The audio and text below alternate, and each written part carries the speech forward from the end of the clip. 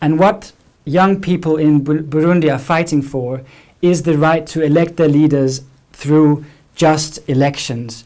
I met protesters who were in favor of the ruling party, but still took to the streets to defend the principle that the constitution should be respected.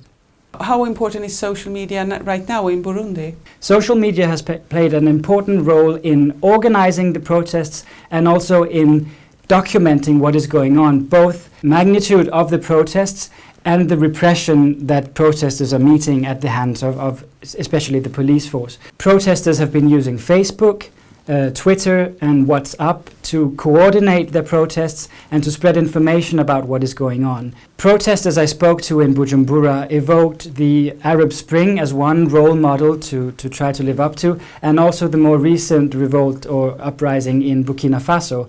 There are two main differences as I see it.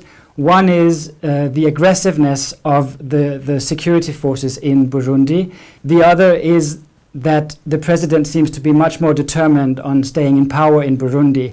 In Burkina Faso, it only took 2 days for the president to leave. Is there a possibility that the current president will step down from power? He has proven that he is relatively indifferent to the protests of the population and that he commands a large enough part of the armed forces. In order for him to step down and withdraw his candidacy, it would require a massive diplomatic effort to convince him that his actions are bad for the country. Unfortunately, I think true action from the international community will require a much more violent situation on the ground in Burundi. The biggest risk is that actors outside the original groups that started the protest become involved and turn the protests more violent. There's also the risk that protesters themselves become frustrated with the situation and take to violent means.